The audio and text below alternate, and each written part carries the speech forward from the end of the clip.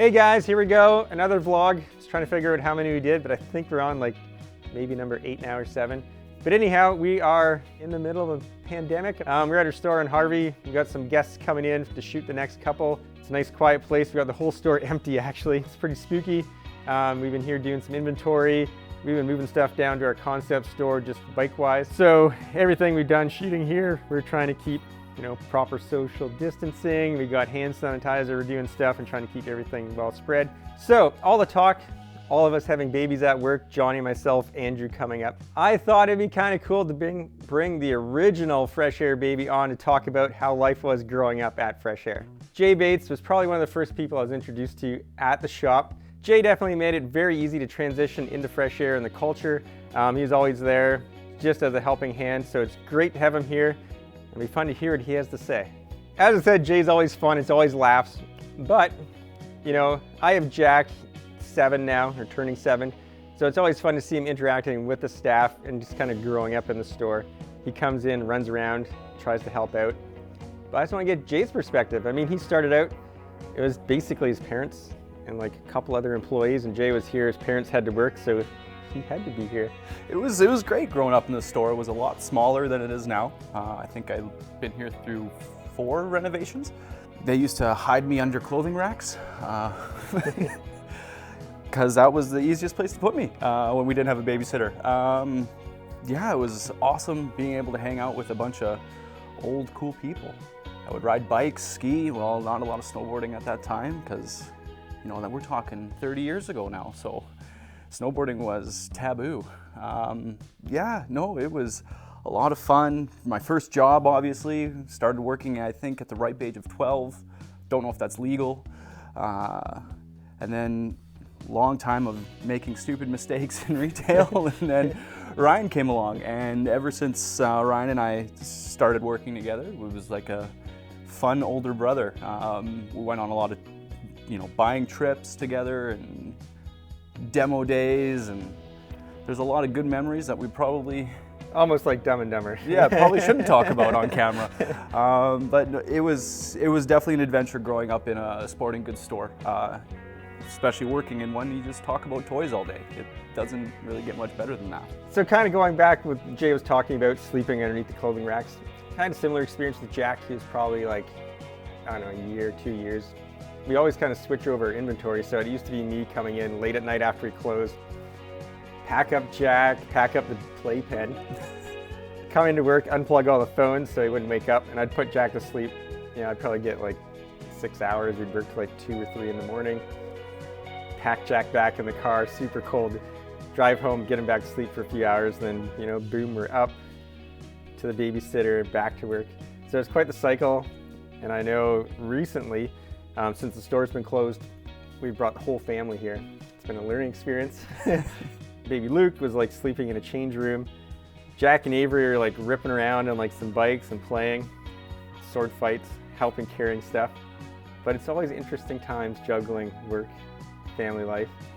Jay and I have some pretty good phone conversations now. It's like, oh man, guess what diaper I had to change.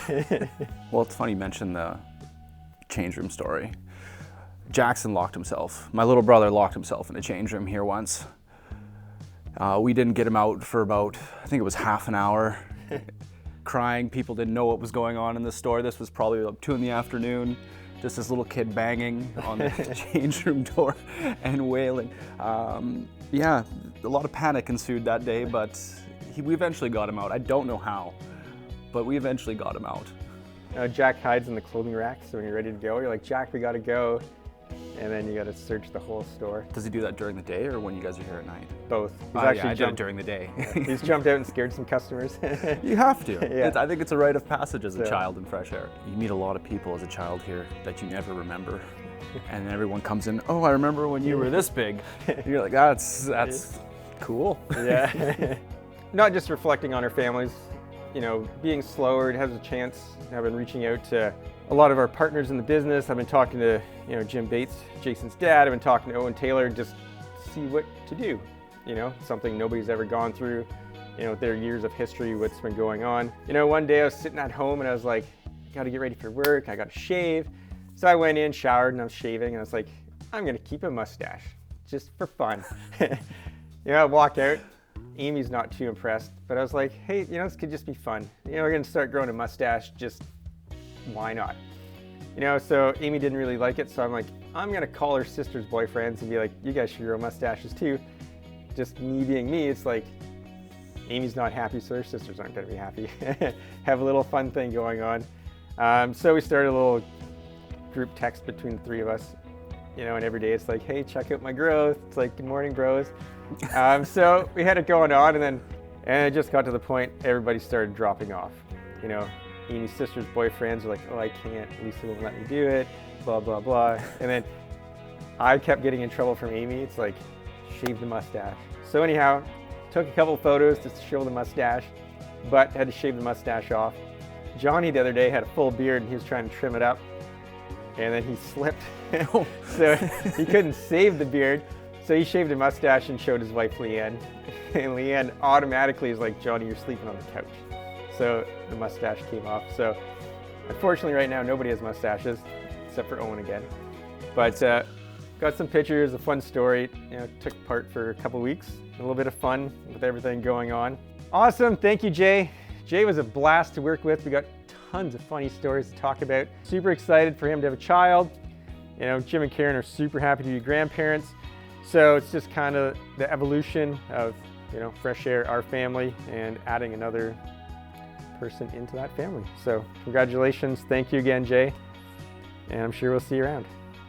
And next up, we have Mike Cambridge. He's our Bontrager sales rep. He's the sales rep for all of BC. When I first moved to Kelowna, Mike was actually working at a competitor bike shop, and he's moved on since, and he's kind of came back into the fold and moved back to the Okanagan.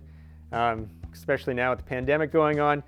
Mike and I talk probably solidly 3-4 times a week just about what's going on, how's your business, how's business, in BC, Canada, the world, States, just to make sure we're always constantly planning. Hey, I'm Mike from Trek, and I'm here to talk to you a bit about safety.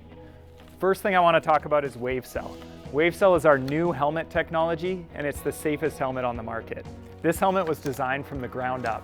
We wanted to make the safest helmet on the market, so we started with the all-new safety protocol that not only tests for straight-on impact, but rotational impact as well. Rotational impact is what causes concussions, so you're 47 times less likely to get a concussion with a WaveCell helmet. WaveCell uses a unique honeycomb pattern that works on a 3-dimensional plane to protect your head from rotation. It also features BOA dials and magnetic buckles. We have WaveCell helmets for road and mountain. Next, I want to talk about daytime running lights. Lights are great at night to see, but during the day, they help cars to see you. We have the ion and the flare lights. They're good for mountain and road, and they're visible for up to 2 kilometers. I brought a couple of my own bikes as well. For 2020, I have the new Trek Damani. I chose this bike because it's an awesome road bike. It's got disc brakes, huge tire clearance for up to 45C tires. It's still super light, and it's got in-tube storage. It also features front and rear ISO speed to make sure you have an ultra comfortable ride. My mountain bike's the Slash. This is our enduro bike. It's 29-inch wheels, 160 millimeters of travel, and a super capable bike. This bike climbs awesome, but it'll ride down anything. I can choose any bike I want. These are my 2 choices for this season. Awesome, thank you, Mike. Remember, safety first when riding on the roads. I said I see a lot of people driving around, and sometimes drivers don't see you. Make sure the sun's in your eyes, the windshield's dirty, texting on their phones, but just make sure you give them the best opportunity they can see you when you're riding, and stay safe out there. Awesome, thank you for watching this vlog. Hope everybody's enjoying the sunshine. It's beautiful weather out. Get out, enjoy the fresh air.